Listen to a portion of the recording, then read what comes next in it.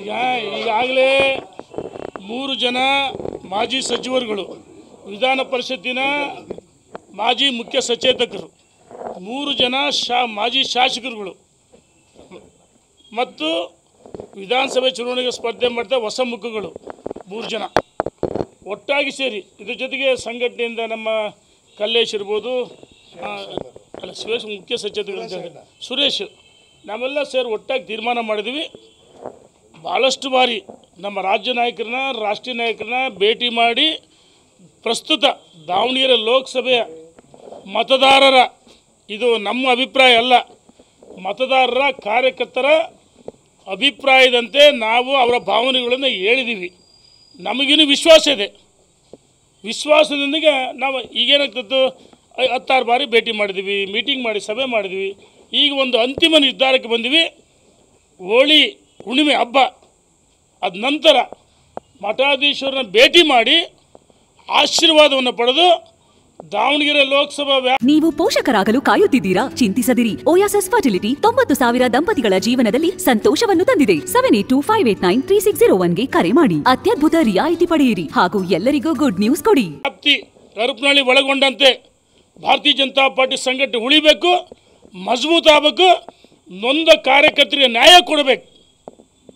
ಕೇವಲ ಲೋಕಸಭೆ ಚುನಾವಣೆ ಅಷ್ಟೇ, ಮುಂದೆ ಭಾರತೀಯ ಜನತಾ ಪಾರ್ಟಿ ಅಸ್ತಿತ್ವ ಸಂಘಟನೆಗೆ ಇನ್ನೂ ಗಟ್ಟಿ ಆಗಬೇಕು. ಆ ಕಾರಣಕ್ಕೋಸ್ಕರ ನಾವೆಲ್ಲ ತೀರ್ಮಾನ ಮಾಡಿದ್ವಿ, ಮಠಾಧೀಶರ ಆಶೀರ್ವಾದ ಪಡೆದ್ವಿ. ನಂತರ ಪ್ರತಿ ವಿಧಾನಸಭಾ ಕ್ಷೇತ್ರವಾರ ಪ್ರವಾಸ ಮಾಡಿ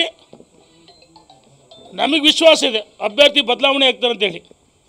ನಾವು ಕೇವಲ ಅಭ್ಯರ್ಥಿ ಕುಟುಂಬದ ವಿರುದ್ಧ ರಾಜಕಾರಣ ಅಲ್ಲ, ನಡವಳಿಕೆಗಳ ವಿರುದ್ಧ ಸಂಘಟನೆ ಚೆನ್ನಾಗಾಗಬೇಕು. ಆ ಕಾರಣಕ್ಕೋಸ್ಕರ ನೋಡಿ, ನಮ್ಮಲ್ಲಿ ಈಗಿರ್ತಕ್ಕಂಥ ಏನು ಇದ್ದಾರೆ ಭಾರತೀಯ ಜನತಾ ಪಾರ್ಟಿಗೋಸ್ಕರ, ಸಂಘಟನೆಗೋಸ್ಕರ ಹೋರಾಟ ಮಾಡಿದ ಒಬ್ಬ ಮುಖಂಡರ ಕಣಕ್ಕಿಳಿಸಿ ನಮಗೆ ವಿಶ್ವಾಸ ಇದೆ ದಾವಣಗೆರೆ ಲೋಕಸಭೆಯ ಮತದಾರರು ಆಶೀರ್ವಾದ ಮಾಡ್ತಾರೆ. ಲೋಕಸಭಾ ಅಭ್ಯರ್ಥಿ ಗೆಲ್ಲಿಸ್ಕೊಂಡು ನರೇಂದ್ರ ಮೋದಿಯವರ ಕೈ ಬಲಪಡಿಸ್ತೀವಂತ ವಿಶ್ವಾಸ ನಮಗಿದೆ. ಆ ಕಾರಣಕ್ಕೋಸ್ಕರ ನಡೆ ಮುಂದೆ ನುಗ್ಗಿ ನಡೆ ಮುಂದೆ ಅಂತ ಏನಿದೆ ಅದರ ಒಂದು ಘೋಷಣೆಯಿಂದ ನಾವು ಮುನ್ನಡೆತಾ ಇದ್ದೀವಿ. ಮೀಟಿಂಗ್ ಅಲ್ಲ, ಇನ್ನು ಮೀಟಿಂಗ್ ಮಾಡಲ್ಲ, ಇನ್ನು ದಾವಣಗೆರೆಯಲ್ಲಿ ಸಭೆ ಸೇರಲ್ಲ, ಮೀಟಿಂಗ್ ಮಾಡಲ್ಲ.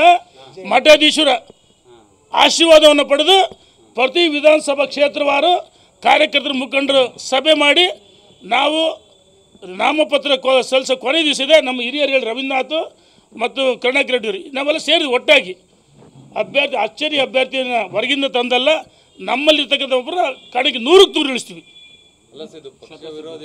ಯಾರ್ಯಾರು ಪಕ್ಷ ವಿರೋಧಿ ಅಂತ? ಅರೆ ನಾವೇನೋ ಮೋದಿ ಟೀಕೆ ಮಾಡಿದೀವ, BJP ಟೀಕೆ ಮಾಡಿದೀವ, ಅಮಿತ್ ಶಾ ಟೀಕೆ ಮಾಡಿದೀವ, ಅಥವಾ JP ನಡ್ಡಾ ಟೀಕೆ ಮಾಡಿದೀವ, ಯಡಿಯೂರಪ್ಪ ಟೀಕೆ ಮಾಡಿದೀವ, ರಾಜ್ಯದ ಅಲ್ಲೇ ನೋಡಿ, ಇಲ್ಲಿ ಸ್ವಲ್ಪ ಎಲ್ಲ ತಪ್ಪು ಕಲ್ಪನೆಯಿಂದ ಈ ರೀತಿ ಆಗಿದೆ. ನಾವು ಪಕ್ಷ ವಿರೋಧಿ ಚಟುವಟಿಕೆ ಮಾಡಲ್ಲ, BJPಗೆ ದ್ರೋಹ ಮಾಡಲ್ಲ, ನರೇಂದ್ರ ಮೋದಿ ಪ್ರಧಾನಮಂತ್ರಿ ಆಗಬೇಕು.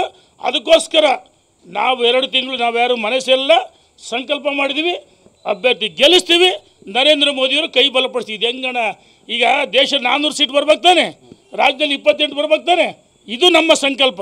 ಇದಂಗೆ ವಿರೋಧಿ ಚಟುವಟಿಕೆ ಆಗುತ್ತೆ? ಸ್ಪ್ಲಿಟ್ ಆಗಲ್ಲ ನೋಡಿ, ಆಗಲ್ಲ. ಮತದಾರರು ಕಾರ್ಯಕರ್ತರು ನಮ್ಮ ಜೊತೆಗೆ ಇದ್ದಾರೆ, ಅಭ್ಯರ್ಥಿ ಕಣಕ್ಕಿಳಿಸ್ತೀವಿ. ಧನ್ಯವಾದಗಳು.